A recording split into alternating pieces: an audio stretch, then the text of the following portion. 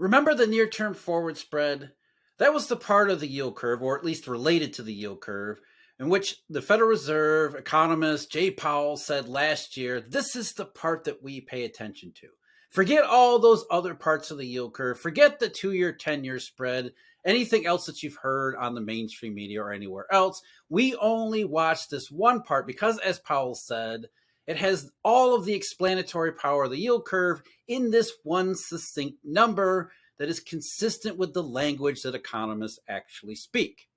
And then that near-term forward spread, which had been enormously steep at the time Powell said this, plummeted through last summer into the fall. And by early November, the near-term forward spread, the one that we were told to watch by Mr. Powell himself, that one inverted too.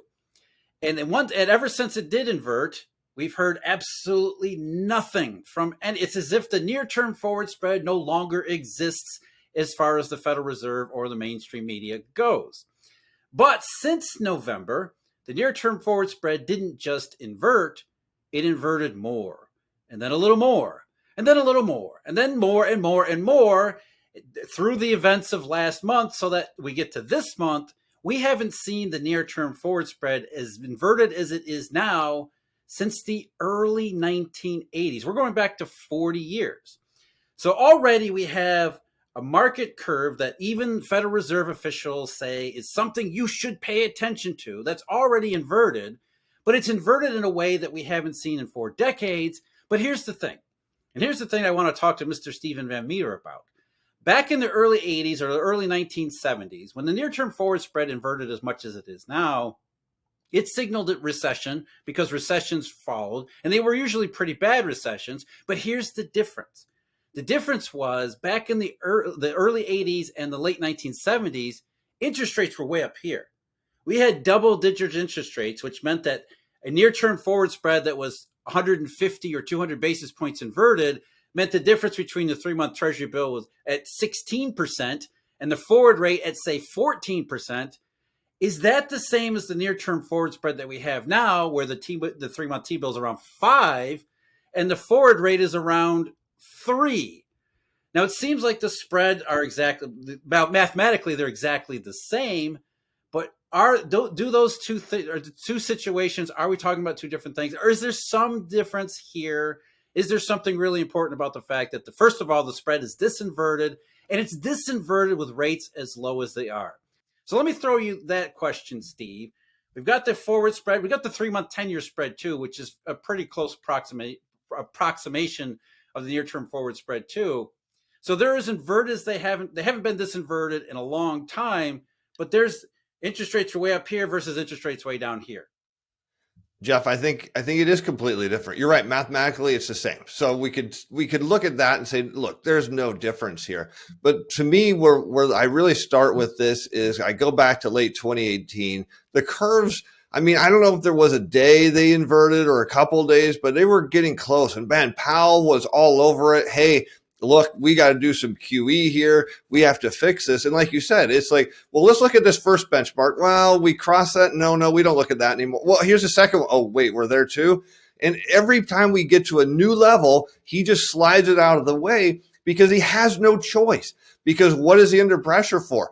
You have to bring inflation down. Now, of course, we can laugh about that because we know the Fed cannot bring prices down through monetary policy. I mean, it just doesn't work that way. I mean, they don't call up stores to say, hey, can you lower your prices because we're raising rates? I mean, it's absurd. But when we think about it, it is absurd.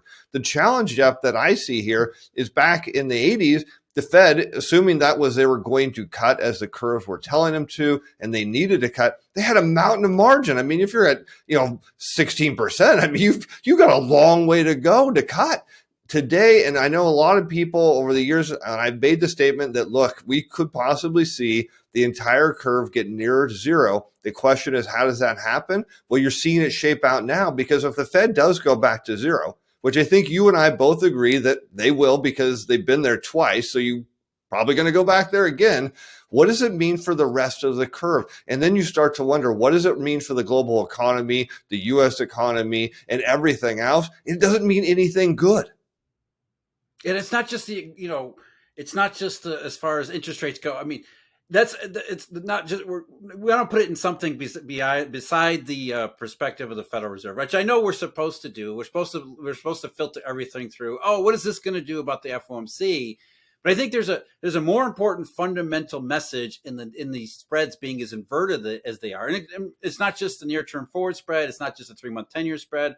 Talk about SOFR futures, 3-month SOFR futures, because Eurodollar futures don't trade anymore, so we have to talk about 3-month SOFR futures. But that curve, that's a couple hundred basis points inverted too. And as you're just saying, Steve, I think it's really about the zero lower bound, that the market sees the conditions, unlike the 1970s and 1980s, the market is saying rates want to go back down to zero. In the 1970s was we're going to have a recession and rates are going to become more normal. They're going to go for an extreme high, which was consistent to inflation. A recession comes, supposedly takes some of the inflation off, and they go back down to something more normal. We have the exact opposite situation here, where rates are actually trying to get toward normal by going higher, and the market is saying, nope, not going to make it. We can't get anywhere close to normal because the conditions in the monetary system, we've got to talk about this. Another bank has just failed as of yesterday. But I mean, that's all part of what the markets are saying. No matter what the Federal Reserve does, no matter what the economy does, it can't get off of zero because the situation hasn't really changed over the last 15 years where the system is incredibly fragile. And I don't mean inflationary fragile, I mean deflationary fragile. So the spreads being as big as they are in comparison to the 1970s, that's nothing good right there. Recession, all that. But there is a tremendous fundamental difference with spreads being way up here in the 70s and early 80s versus way down here today. That's about what we're seeing in the banking system and deflationary money. Yeah, and it's really scary, Jeff, because I'm thinking and visualizing this as taking a ball and dropping it. And the first bounce, it comes back up pretty high. And you think of this as Fed funds rate. The second bounce, it doesn't quite make it anywhere near the second one.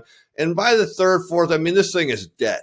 So the question here, and I think people should be concerned about is, what happens when the Fed goes back to zero? Now you're talking not just the funds rate being at zero, not 3-month T-bill rates being at zero. You're potentially talking at 2, 3, 5-year treasuries being negative, possibly 10-year treasuries being negative.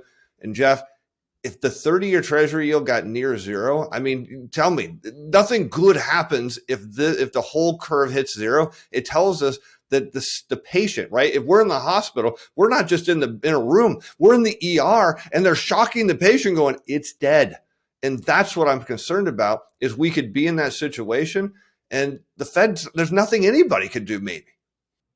Yeah, you go back to that was the worst parts of the COVID pandemic, lockdowns, the economy, the crisis in 2020, where you saw the long end of the yield curve get under. I mean, the 10-year treasury yield got as low as 50 basis points. And I think at a couple of intraday occasions, it was down into the 30s, 30 basis points, which is 0.3%. I mean, that's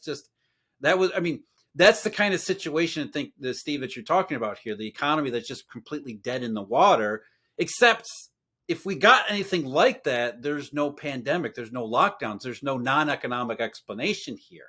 And oh, by the way, as I just mentioned, we just had another bank fail or come close to failing. So I guess it's been taken into receivership. We're talking about First Republic.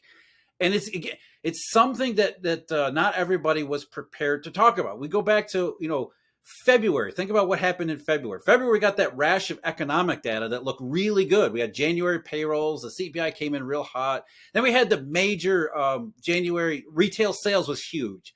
And everybody said, not only are we going to, we at worst will have a soft landing, and probably we're going to have a no landing. It doesn't even look like the economy is slowing down at all. Then all of a sudden, March hits, and now all of a sudden we're talking about bank failures. I think that was one of the quotes I want to bring up from Warren Buffett from earlier this month, where he said, we saw a country that was not worried about banks until about Wednesday or Thursday of the week Silicon Valley collapsed.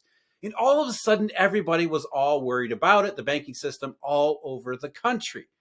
That's where the curves are. The curves are pricing a situation where you think everything is fine, and then bam, out of nowhere, where one bank fails and another fails and another one. And they're saying this isn't over yet. No. And I think, Jeff, what you're trying to tell us here in many different ways over and over that the curves are telling us there's deflationary money. And when you start to look at our banking system, first of all, we should never be worried about it. That's something that no consumer, no depositor, nobody should ever be worried about their money in the bank, because that is the bedrock of our financial system. And yet, in a deflationary money environment, the banking system doesn't really work very well. And that's what we're starting to see. And everyone's kind of like, just, I wonder what happened. Oh, it must be the Fed. Oh, it must be some unrealized losses on treasuries. Oh, it must have been some bunch of people on Twitter getting everyone else to rapidly move their money using their cell phone to another bank. And boy, these bank runs are a problem. Oh no, maybe it's Quarles because he, changed the regulations around and made them too easy. And we just need more regulations. No, the issue we're seeing here is deflationary money. And we start to look broadly out at the economy. And, Jeff, we got a whole bunch of regional Fed surveys, and a couple of them, you start to look at the responses and when the interview questions, and you're hearing people say, this is the worst I've ever seen it. Or my business is struggling. We can't keep up with inflation. And if we look at that and we see what's going on in the banking system, and we look at then the curves are telling us nothing good comes out of this. If this is how bad it is now, and I know it's not horrible yet because, well, the next shoe to drop is unemployment claims skyrocketing, which we could argue is coming soon. We shouldn't be in this situation now, because if we're here now, where are we in 3 months? Where are we in 6 months? Where are we in 12 months? I think really the message here is that it's a progression. It's one little thing at a time, and then another thing, and then another thing, and another thing. And as Warren Buffett was saying, and as we've been saying, all of a sudden, before you know it, we're starting to talk about the health and safety of the banking system. Now, I know you saw this, Steve, but I don't know if everybody else did. The Federal Reserve issued its preliminary report on Silicon Valley Bank's failure. Was it yesterday or the day before? And it's funny because you talked about social media. They mentioned social media as if that was part of the deposit run. We didn't anticipate how Twitter or Facebook messages could precipitate a depository run on banks. They're looking at everything but the wider problem. Here's the thing I don't think many people realize. In the 1980s and early 1990s, we had over 1,000 banks fail. But when we look back at the 1980s and 1990s, we look back at them very fondly, especially in terms of money and economy and everything else. We think 80s and 90s were booming. That was awesome. In the 2010s, really starting in 2007 forward, we haven't had nearly as many banks fail. But as they do fail, we really pay attention to them. Because the issue here is not banks failing, as Steve was just saying, it's the background monetary environment behind those. So when 1,000 S&Ls failed in the 1980s, the monetary system was just fine. It was expunging all the dead wood and getting rid of it. When a few banks fail in the 2010s or in the 2020s, that's a symptom of a much more serious disease, which is getting back to what my original premise was. With the curves as inverted as they were in the 1970s, that was a monetary inflationary background. The curves that are as inverted today, but at such lower nominal levels, that's a deflationary background, which is night and day different, which is why we look at the 80s and 90s and say, 1,000 banks failed, that was no big deal. We look at a couple banks failing today and it's like, holy crap, this is going wrong. Well, Jeff, part of the problem here, I think, is back in the 80s and 90s, we had a lot of banks. So a few go away, right? I mean, it would be like, say, McDonald's closed one of their stores nearby. Look, there's so many of them, you don't really even notice that it went away. But when you're running out of banks and you're starting to see it's not these little marginal, small town little banks, that you're starting to get to these mid-tier banks, some of these, big banks out of, San Francisco, like First Republic, you start to wonder then, how far up the chain does this go? And then who's actually immune to it? Because as you said, the policymakers are just pointing fingers all over the place. Oh, it's those YouTubers again, man, we shouldn't let people electronically transfer their money. Boy, we didn't see that coming. No, it has. We got to shut down the misinformation, Steve. It's all misinformation. Absolutely. I think that consumers right now are getting nervous because they don't know if their bank is next. And again, we talk about the bedrock of our financial system. The last thing the government wants is people to get upset and nervous about the banks, because there's nothing more deflationary than a banking crisis on top of a curve inversion. Yeah, it's all those things coming together. And I think that's what the curves are telling us. We've got the low level of interest rates, which says deflationary background. You've got the steepness of the inversion, which means nothing good as far as the economy. You put those two things together, and it really gets you into the situation, as Steve, as you were saying earlier, where we really could see nominal yields on treasuries get down into that same territory again, which would suggest that the economy is not maybe DOA, but pretty close to a situation where we don't really want to be talking about this. I mean, for most people, this is a major surprise. This is, everybody has been led to believe that over the last several years, inflation. There's so much money around the world. The government printed helicopter money. And I think that's part of the problem that people are having is here we have what seems to be the exact opposite.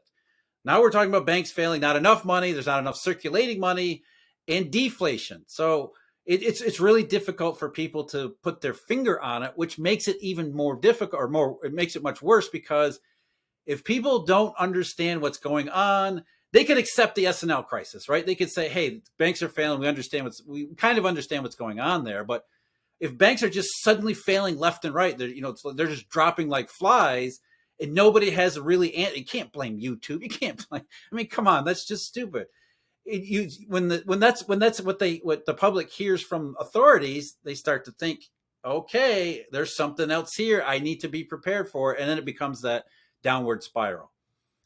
You're right, Jeff, because what we haven't heard from any of the policymakers is what it is. And I think you and I are probably as close to what it could be. And as we've talked about, we don't know exactly. In years to come, we will know, and we can just see all the circumstantial evidence that the curves are telling us and all the other things we're seeing. But, when we think about what's going on in the banks here, if people believe in monetary policy, and while you and I don't, we don't believe in that fairy, a lot of people do. And so if you believe in that and you believe in the Fed and you look at the Fed's margin for error now, which is, I'm just going to say pretty close to zero, not to make a pun of them going back to zero. But what happens, I'll put this out there. Let's say the Fed goes back to zero and then they turn on the QE engine and it doesn't do anything. Then what's the only next step? Well, you get Congress hopefully to pass some fiscal stimulus. If that doesn't work, and it may work, I'm not saying that it can't work. I'm saying there's a point where none of this works. And we're getting closer to that point than we were back in the 80s when we had a lot of runway to work with this. Today, these policy tools that we've counted on for decades to provide for our economic growth are not functioning. Yeah, and that's where that's the low level of nominal rates. That's the high level of inversion at low level nominal rates, is that when push comes to shove, there isn't a lot of room here. And that's the SVB and Credit Suisse. They're sort of the symptoms of that problem. So as always, Steve, thank you very much for joining me. Yeah, I wish it was under much more cheery and more optimistic circumstances. But, as we've been talking about, these things just continue to happen in the way that the markets have been preparing us for. And the more that these things happen and the more the markets look ahead and look at the same kind of thing, it really does. I think we really need to be honest and open about the possibilities here. So thanks for helping me go through those, Steve. Jeff, always a pleasure. We'll see you next weekend. All right. Take care.